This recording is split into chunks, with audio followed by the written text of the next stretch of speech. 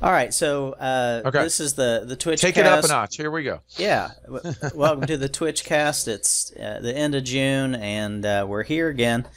Hi, Zach. How are you doing? J Mac, one week to run away. You've 1 week to run away from the altar. It's your last chance. Yeah, My dad said it's like a funeral, like we're saying goodbye to the man when he gets married, when he goes to the altar. I don't necessarily feel that way. I'm excited for it to be here. I'm excited to see people.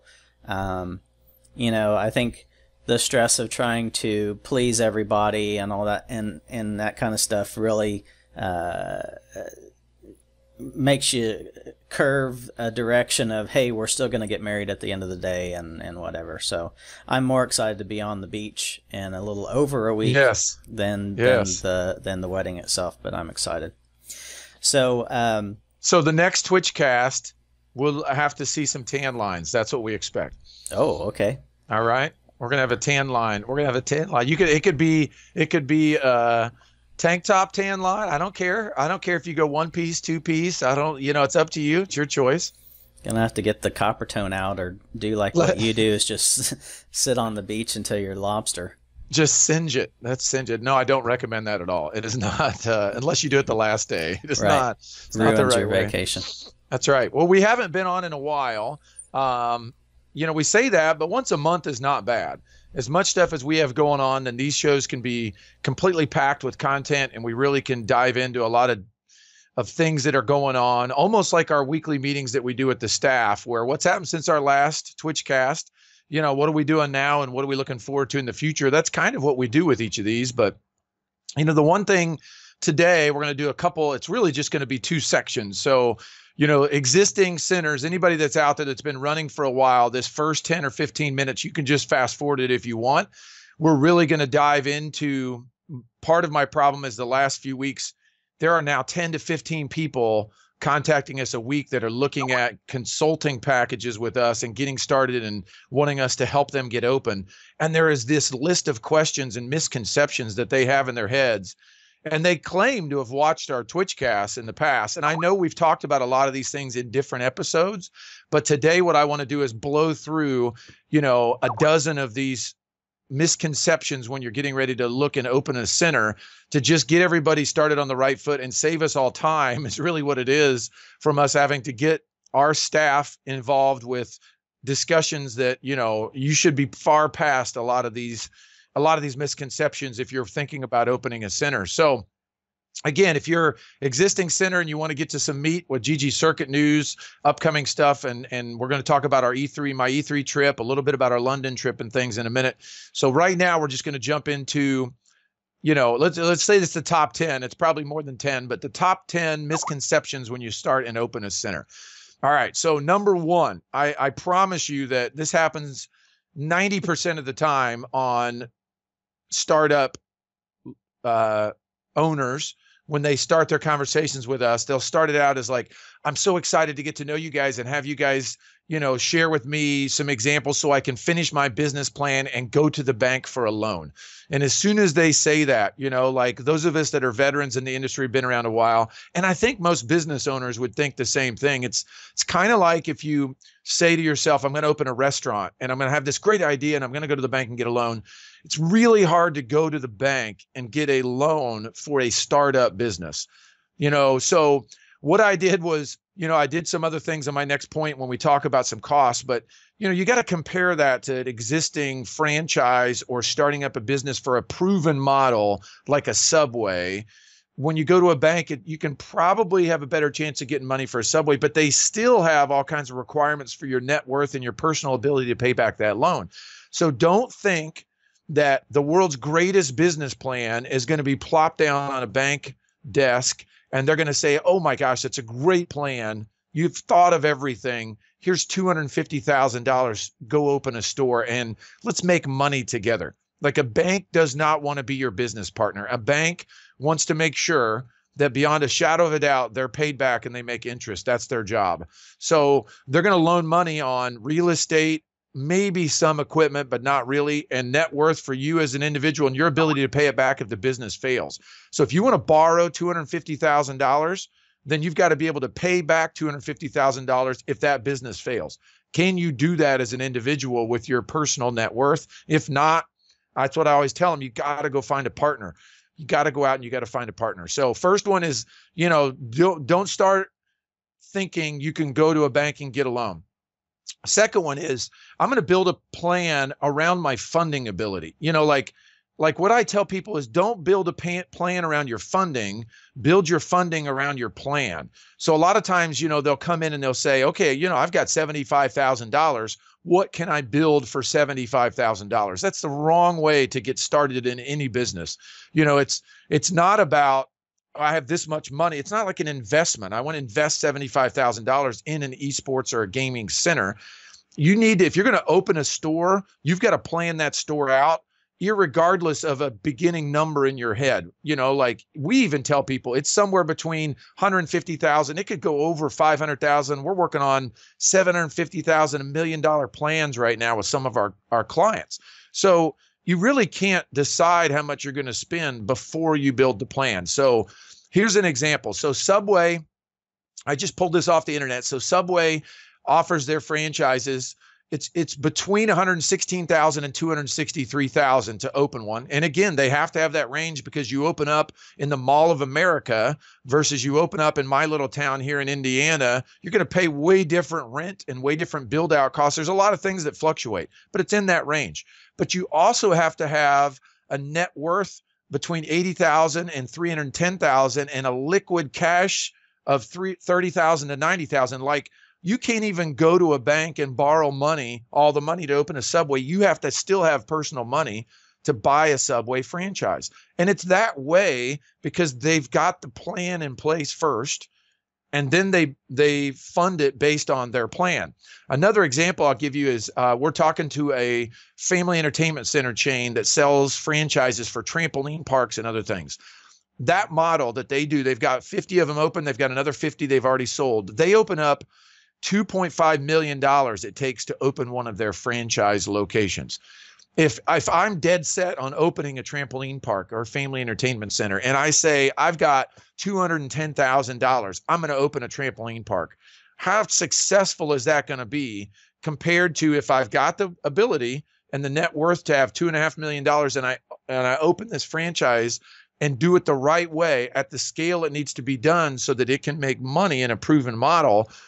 You're just going to put 2 or 3 trampolines into a place and try to grow that business around a model that's kind of doomed to fail because you didn't put enough money in it to begin with. So build your plan first and then go get your funding. Don't build your plan around your funding.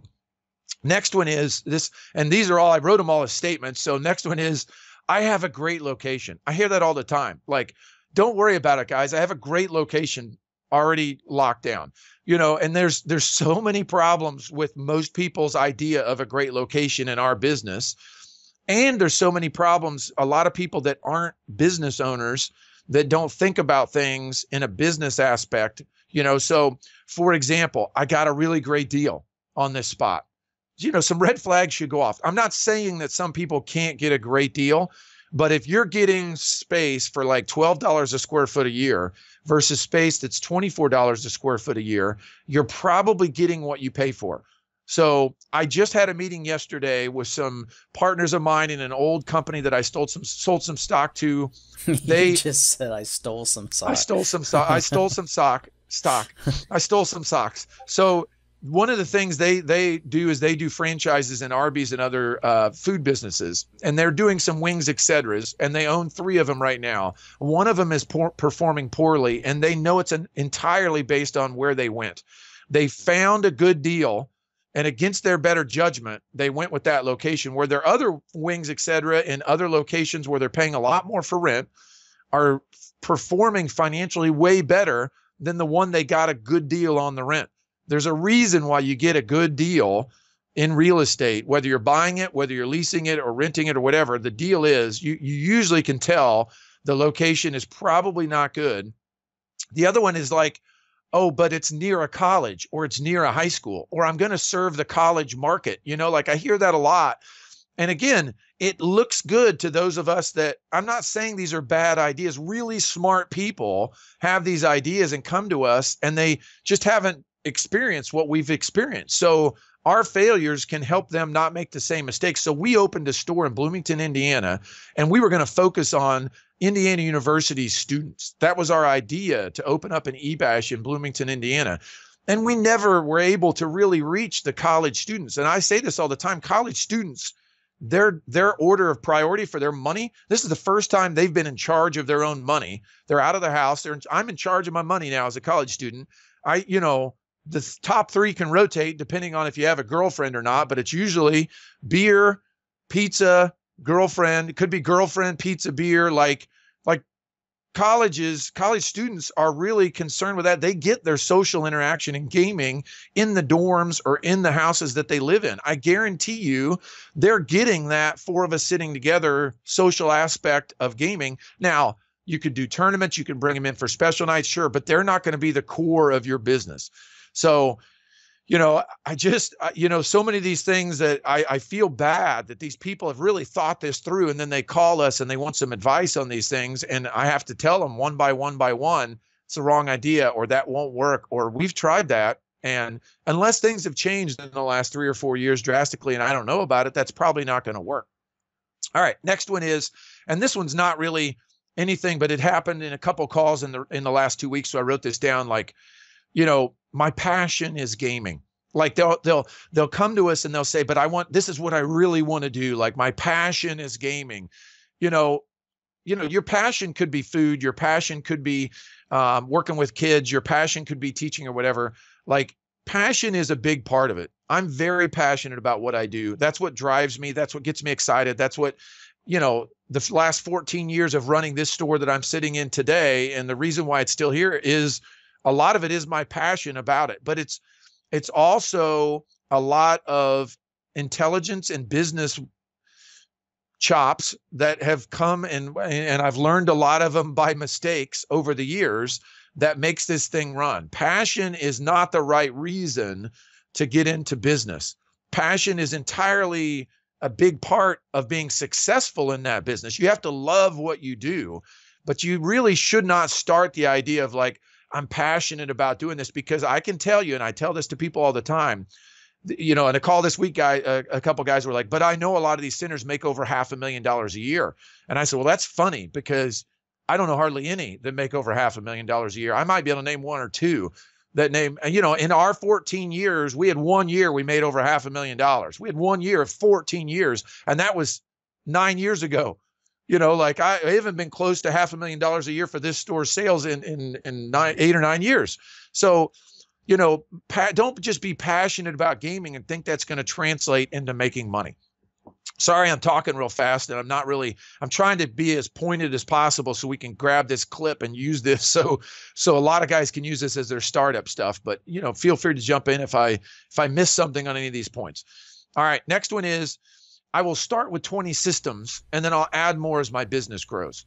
I swear, J-Mac, and I know you hear the same thing. Yeah, because everything that you say, I hear multiple times a week. So this one's important, and we hear it a lot because of our current pricing, where we have, if you have 20 systems, you can get it for $29 a month. If you have 40, you can get it for $59.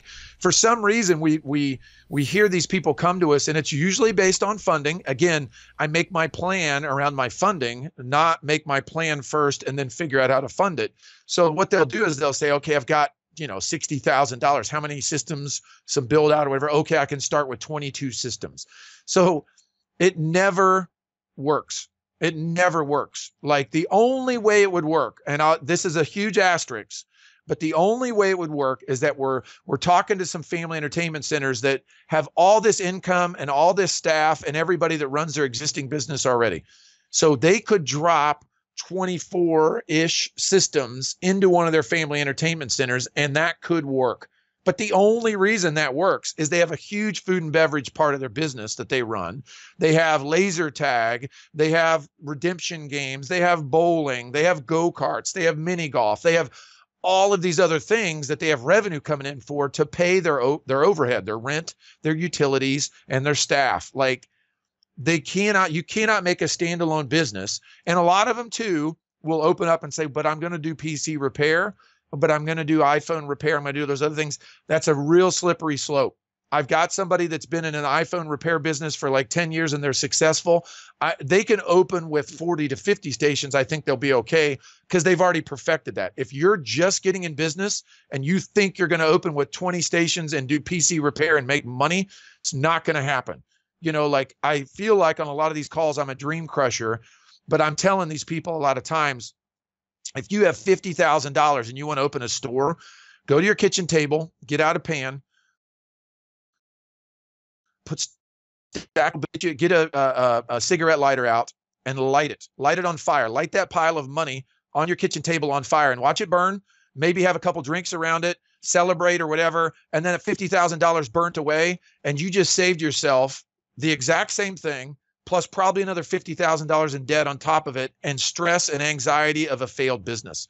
So, you know, I do not want to see that continue to happen. I've watched it for 14 years. If you are passionate and you just are trying to do this with 20 systems and make sure this thing happens no matter what, you will fail and you will be miserable, and it's not going to do you any good, and it's not doing the industry any good to continue to have those stories happen.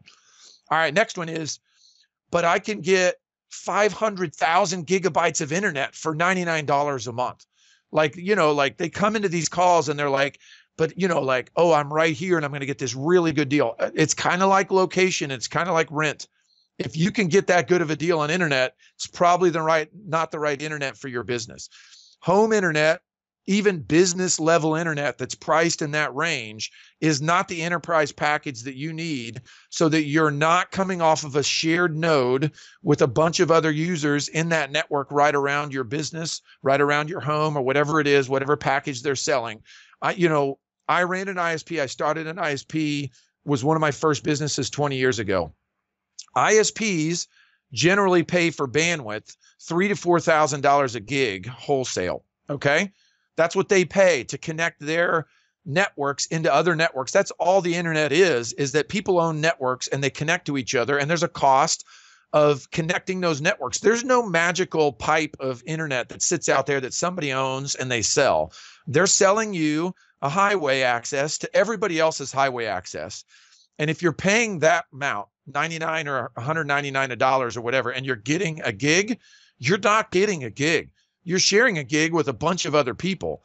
And to deliver it at that cost, they're giving you devices and equipment in your building that's not built for enterprise level service. It's not about throughput. It is 0% about throughput. I'll give you an example. Recently, in discussions with a big company out in Las Vegas that's hosted a lot of events for MLG, ESL, and other people in other parts of the world, their formula they use when they roll out trucks and they do a big event on site is that they make sure they have 15 megs of bandwidth per every device. All right. So, and again, you don't have to do this, but that's what they do to make sure they have an adequate pipe for their event. So if you do the math, if they have 100 stations and they need 15 megs per station, that's 1.5 gigs they have to have of access to run that event, where they make sure that everything doesn't run with a hitch. Now, there's a lot of other things in the networking and filtering and bandwidth shaping world that you can do. You don't need that much in a permanent setup. You can really carve it out and do it for a lot less than that. We run our store on 250 megs. I ran our Indianapolis store on 100 megs. We start a lot of these guys, but we get them enterprise access where it's symmetrical bandwidth, you know, up and down speeds are exactly the same. That's the other thing you can look at. Oh my gosh, I get 500 megs down and 10 megs up. You're on some sort of DSL line. It's not enterprise grade. You're going to have problems running your store on that kind of connection. And again, I tell this to people all the time. People, first impressions of your stores are everything. So if they come in and sit down and they bring up the frame rate and the ping times in the game on League of Legends or Overwatch or anything else, if they see 70 milliseconds and they get 50 milliseconds at home, they're going to think your center is not as good as their house. Like, you have to give them the ability to see 10 or 15 or 20 millisecond ping times. If you don't do that, why are they coming to your store instead of playing at home or their dorm rooms or, you know, their wherever they're else, or your competitor down the road?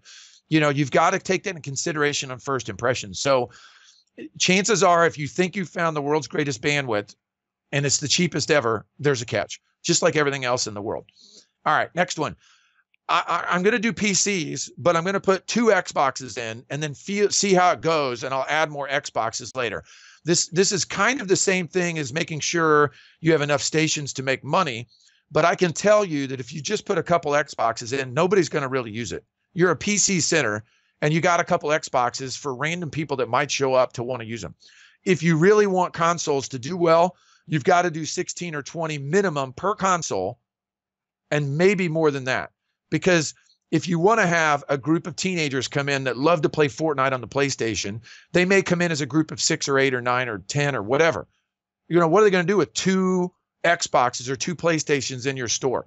They're going to be like, okay, well, I'll try it on PC. I'm not really comfortable with a keyboard and mouse. And whether or not you think PC's master race or not, doesn't matter. People play on different systems, and you have to have those systems available in bulk, or there's no, on a Friday night, if you've got 4 people playing your 4 Xboxes and a group of 3 walk in that want to play Xbox, you can't serve them on a Friday night. They're going to walk out the door and be like, man, I'm not going back there. It's a waste of time. They only got 4 Xboxes. So don't do consoles at all. Or if you're going to do consoles, make sure you do 16 or 20 minimum or more. All right, next one.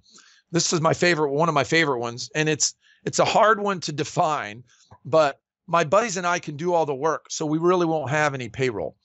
Like, I've seen this in real world happen with a group that we worked with. I don't want to offend anybody, so I won't name any names, but it was a group that we worked with that opened up an eBash and partnered with us and opened up, and it was 2 buddies. And their idea was, all right, we're going to go into business together. One of them borrowed money from his family. So one of them borrowed money from his family to open it. And the 2 of them were just going to bootstrap it. And they were going to work hard together and cover all the shifts, do all the work. And then as the business grew, they would be able to pay themselves, and then they would be able to hire people. That was their plan. If you don't budget to pay people, there's going to be fighting. You're not going to be able to, you're going to fight with each other. Why do I have to work 80 hours this week? I know you want to go off with your girlfriend, or you want to go to your family event or whatever. I have to cover all the hours for that. Neither of us are getting paid. If you're married, you and I know this, J-Mac, if you're married and you're trying to, take care of your family and all your bills at home and stuff with your spouse, they're not going to accept, you're pursuing your passion and you don't get paid. That's not fair to your partner. That's not fair to your family. If you got kids, like, I got to bring home a paycheck, like my buddy and I can't run this business and not get paid to run it, just so that we can bootstrap this thing and start it up because we're passionate about it. Like, again, build your plan, go get your funding. If you don't have enough money for everybody to get paid to do it, then it's not something you should be doing. Because in the end, passion does not pay your bills at home. Passion does not put food on the table. All right. Next one is, I'm a big gamer in my market, and I know everybody around here. I run LAN parties, and I know all the gamers, whatever. So I don't really need to do marketing or anything else, because when we open, we're just going to be packed all the time. So again, this is a real business, folks. Like, if you're going to do this and you're going to work with us, especially, and hire us as consultants, and we're going to work with, we're not going to, none of this stuff is acceptable for us, because these are all signs of imminent disaster down the road. Like, I don't care what you do to open a business. I don't care what you do, grassroots marketing or whatever else. You have to market your business. You have to plan on marketing your business over a long period of time and reaching out to people that are outside of your personal network of people. So an example, Dan, who works with us, was working on opening his store in Champaign, Illinois, around the University of Illinois. He went and got to know the people in the gaming club at University of Illinois that reached out to about 800 gamers in the gaming club. He was out networking before he was opening his store to make sure that he was out there reaching those people. But he knew that was a small piece of the people he needed to reach to fill his store up and pay his bills. So when he opened, his plan is to have marketing dollars and time and effort spent on marketing his business, no matter how many people or contacts or whatever you have in the community. I feel like that's a standard business practice, but it seems like, again, in the gaming world, everybody thinks, well, yeah, if I'm going to open a restaurant, I have to market a lot because there's a lot of restaurants in competition. But in my world, this is not really, there's no competition. Everybody's going to know about it and talk about it. That's the reason why you have to market it. What in the world, does everybody in your town know what a game center is? Why would I go there? Why would I play there? What is that thing? I've seen the sign. nobody's going to know about it. You almost have to market double to make people understand what it is you do. Yeah, I mean, 15 years of eBash, people still walk in the door every day saying, what's this about? Right. My last one that I'll hit, and again, I'm sure there's a lot that I forgot, but this is just my list of the last couple of weeks of things. But, you know, I will make most of my money from F&B, food and beverage. Like, I hear that a lot. Like, but my idea is to open this thing up, and then we'll have this big bar and restaurant, and we'll do all these other things with chicken wings and all these other things. You know, I'll give you this example. So we recently hired a new guy for ggCircuit who's coming to us from a family entertainment center chain. And his point was he loved gaming, and he's been working with that chain for almost 10 years. And he'd moved up through that chain to the point where he had the opportunity to be general manager at multiple stores and move around. And he never accepted the general manager position because what that business was at its core was a restaurant. That's what it is at its core. So they make a lot of their money from food and beverage. So my statement is always like, if you say to me, I will make most of my money in food and beverage, then you need to open a restaurant. And I can't help you with that portion. I don't know crap about running a restaurant or finding food sources and hiring people and making sure the staff and all that stuff's well. Like, if you're going to make all your money, then you're opening a restaurant if you think it's going to be food and beverage, and the side of it's going to be gaming. Like, what we do is we open gaming centers and we have food and beverage as a side item. Like, it does not, it's 20% of our income. Whereas, you know, this person that came in that's working for us from this entertainment center chain, 50% of their income or more is food and beverage in that model. Like, they make their money from selling food and drinks.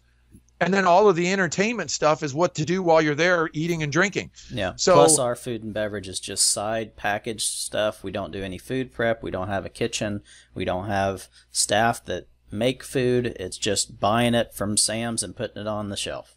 Right. And the next level above us would be like the guys at Balance Patch out in Boston, who I visited again when I was there last week. Like, they're a game center. They have a great food offering, way better than I do at my stores at eBash. Like, you know, they've got a panini press, and, you know, the guys at Ignite, they do an awesome job with food and beverage up there. But they are game centers, and they just do a better job of food and beverage than we do. But food and beverage is not their focus. You know, their focus is, how do we make the gaming experience awesome for our customers, and then make sure they have really cool things to eat and drink while they're here. You know, I don't understand why people come into this and they're like, I'm going to make money from food and beverage, but it's a game center. Like, you're either going to open one or the other. Where's your strength? If you're coming to us, we can really help you make the best chance of success as a game center with a side of food and beverage. If you want to get deep into food and beverage, then you need to be a restaurant person, or know a restaurant person, or partner with a restaurant person that knows how to make that model work. Because in the end, that's a whole different ball game than running a game center. So, all right. So that's my top 10 from the last week of questions that have been peppered at us. And it's funny because, you know, just the lifting the skirt a little bit and sharing a little bit more information about what we're doing, but we're really trying to fire up our consulting and our eBash side with a couple people like Winger and Dan and Mark and Dustin, who are going to handle that side of things, where I don't have to do that much anymore. You know, my focus is on ggCircuit, and we'll talk about that why in a second, but I'm trying to be on these calls and have these guys listen to how I address these concerns. And I promise you, like, it was almost laughable by the third or fourth or fifth call that I was on with these guys. Like, Winger and Dan were like, these guys are saying the same thing. Like, we get on a call and they start with like probably 3 or 4 of these questions we just covered just now were in that set of questions for all of those people. You know, like, they just came in confident. And again, I'm not trying to break anybody down. I'm really just trying to put their feet on a better foothold for being successful and start on solid ground, instead of starting with a lot of assumptions that are proven by our mistakes. We don't know more than them. We tried to do that stuff and failed, and we can tell you why it didn't work. You know, that's a lot of it for us, is just in the end coming to the conclusion that we don't know everything, but we know a lot of stuff that's wrong. And so we just want to make sure everybody starts with the best chance of success, because I don't want to keep seeing 95% of these things out of business in a year or two. Yeah. So, I think the only thing that I can add into all of that stuff is the same kind of people, and I'm just as guilty as it with some subject matters, but they immediately come to us because we just run esports software. And they say, I'm really interested in starting. And, after a couple of follow-up questions or follow-up emails or whatever, it's very clear that they have done no other background information other than just found us, we must know something, let me throw my ideas at them. And so I guess what I would like to ask you to kind of flip that around, and maybe you're not prepared to answer this, but what are the top 2 or 3 things that you could say that would be the right way to do it? Because we focused on the wrong way, but what are 2 or 3 major things before you come to us that you should have prepared when wanting to utilize us for consulting? I think that the main point, and this is, I'm sure, true, and I'm not a business advisor, but I've ran small businesses now for almost 20 years. And I know the ups and downs of running a small business in different industries. So the biggest thing that I see as a failure point for a lot of people is that they're underfunded and they put too much on the line personally with this business venture that creates this amount of stress in the future when things aren't going well. So I always advise people, like, I'm excited about the current state of the industry because business people are getting involved that can afford to lose the money they're putting in. I know that sounds weird to think about because you don't put money into something with the intention of losing it. But if you put money into something, this is not a guaranteed industry or a guaranteed model for anybody yet. I challenge anybody to say there's a successful model out there today. A couple people are selling franchises, and I would question whether those franchises have any longevity to them at all. They probably make enough to make back the investment up front, so I would call that successful. But there's very few examples out there of how you can really make money in this. And so go into this business prepared to lose everything if you can. And if you can't be prepared to lose everything, then you're really in a slippery slope of, should I be doing this? And a lot of that comes down to the fact of, like, it takes $200,000 plus to open one of these stores. If you can't personally do that or have a partner come in with you that can personally do that as a partner, then you probably shouldn't be opening a store. So the first thing is like, be prepared that right now might not be the right time for you to open. Like I've really tried to, get people to know more than I'm trying to get them to yes. Like, I'm not trying to sell anybody anything. I'm trying to make sure people are successful. So I'm more trying to unsell them on the idea. I mean, I think of the 10 or 15 calls we've had in the last week, I think 13 of them should not open in the next year at least. And I've told them that. So that would be the biggest thing is, number one, make sure you can get into this thing and be prepared to lose everything. If you want 3 things, I'd say number 2 is probably, again, don't go into this as a passion project. Go into this as a business idea. Go into this with the intention to make money. It's okay to make money. That we're not a service business. We're not a nonprofit. Like, we're doing this thing because we see that there's a future in esports and in gaming. Go into this to make money. So be prepared to lose everything. Go into this to try to make money. Don't go into it as a passion project. And then the third thing, you said this earlier, research the poop out of this thing. Like, become an expert in it before you even, think about signing a lease or putting the money down on a place or whatever you're going to do. Like, and I tell this to people all the time. Our YouTube videos, I know they're not that well done. We do a pretty good job. It's just me talking a lot of times, but everything that everybody respects about me is the fact that I just have examples from what has worked and not worked over 14 years. And I try to share all that as openly as possible in all of these videos. So, I don't know how to download them and put them on your phone and listen to them on a flight if you're, flying somewhere. I don't know how to do any of that stuff, but figure out how to listen to all of our videos and soak up all that information. And it's a lot of stuff we covered today that'll help them. But then also, I mean, we're not the only source. There's a lot of other sources for information out there on gaming in general, on esports events that work, on different fundraisers and ideas that may or may not work, such as camp programs and educational opportunities. And just become an expert in it. Because if you're not going to become an expert in it, unless you're just investing, which we have some partners that have called us that we're working on building a store, and we'll help them operate it because they're just real estate folks and they just want to invest in it. But if most people are calling us, they want to run this thing, they want to be in this business, then you have to be an expert. You have to be an expert at it. You can't hire us and help us and count on us continuing to help you run your business forever.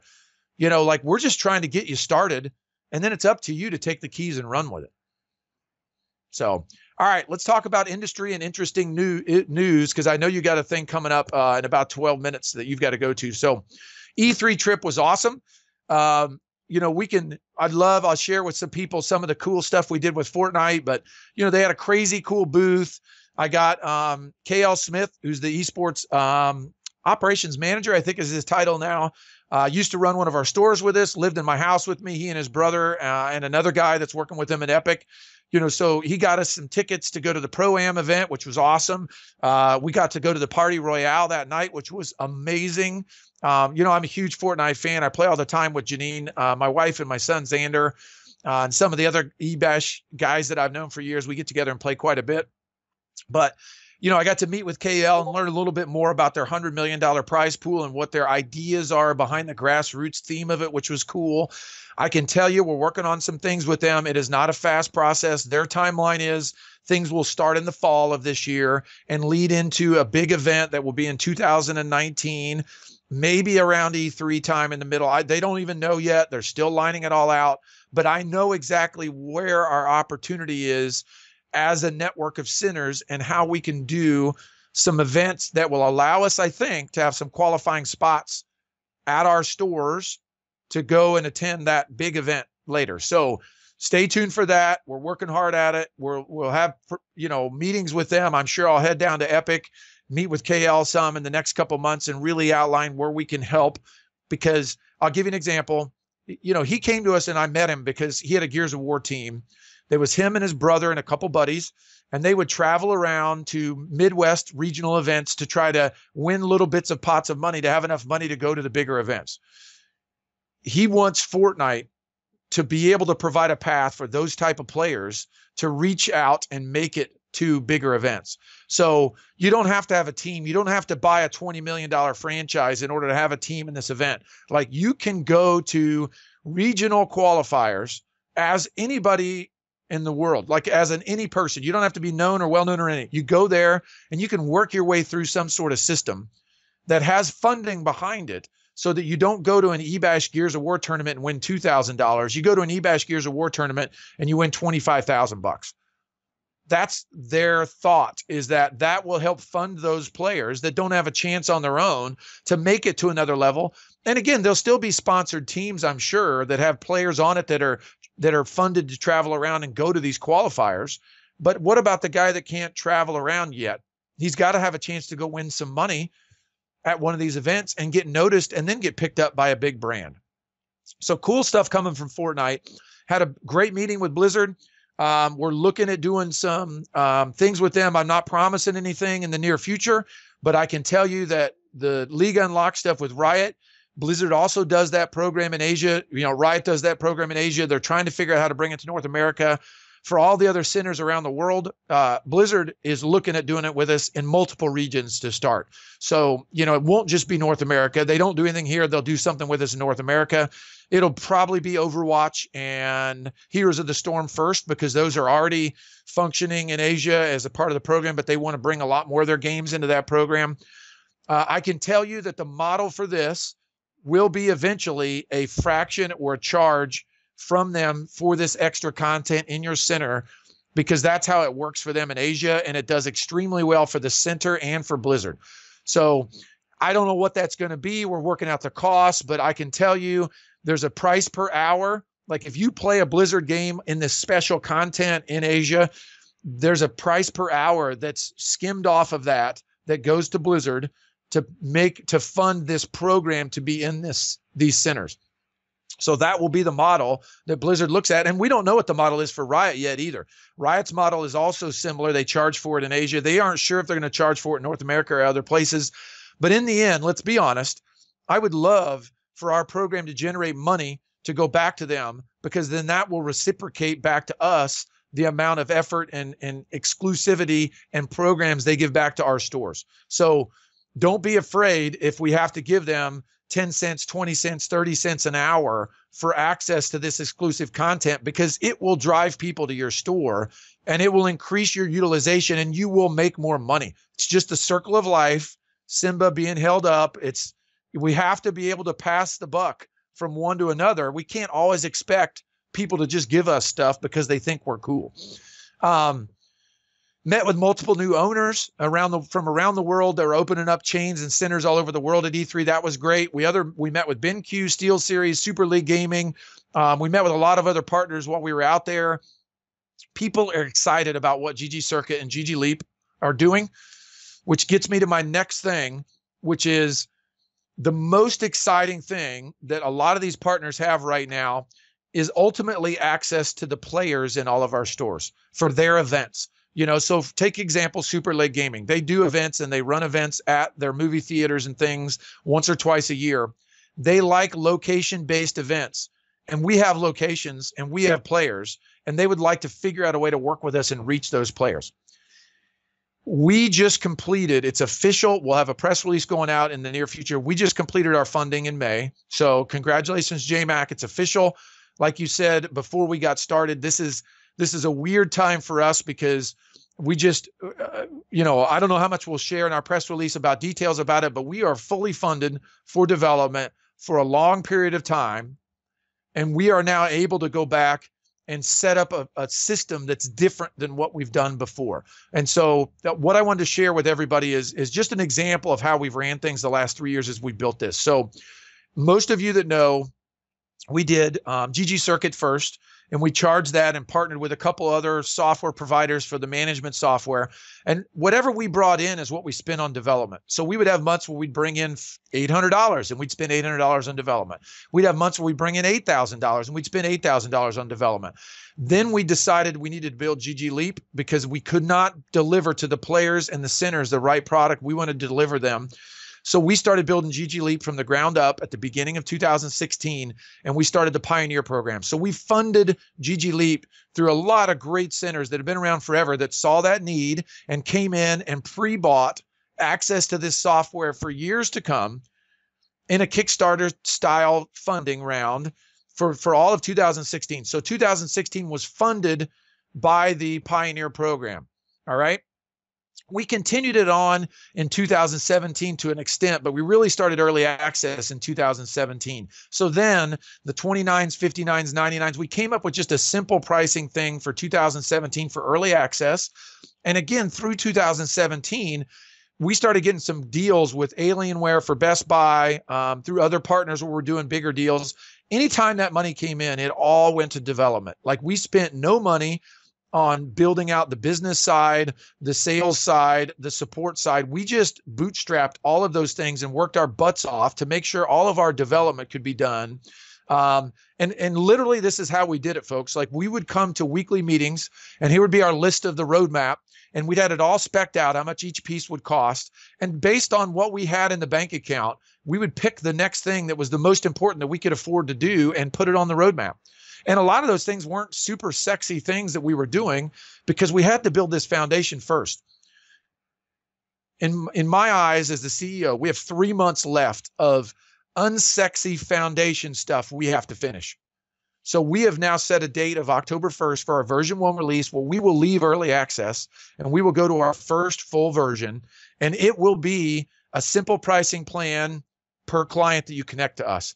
I've never liked that pricing plan for any of the other software that's out there because you buy your own server and run your own server in the store. And why would you charge me different for 50 PCs? Because I'm running those all on my local network. But in our model, we're running the servers and all of that content and code, and we have an expense per PC that we have to have on the top end at Amazon Web Services, AWS.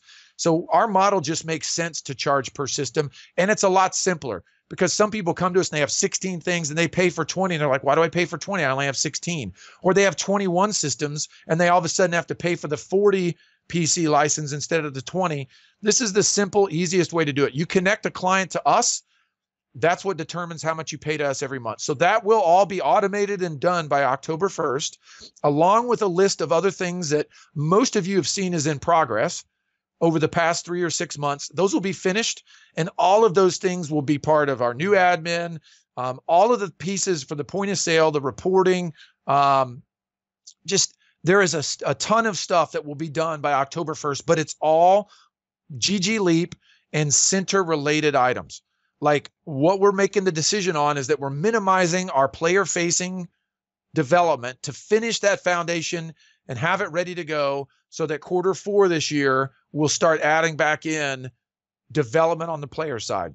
It's the weird spot for us to be in because we have this long list of things, and all of our departments, we all are like, this is the most important thing for sales and marketing to have. This is the most important thing for partnership forward in our development process.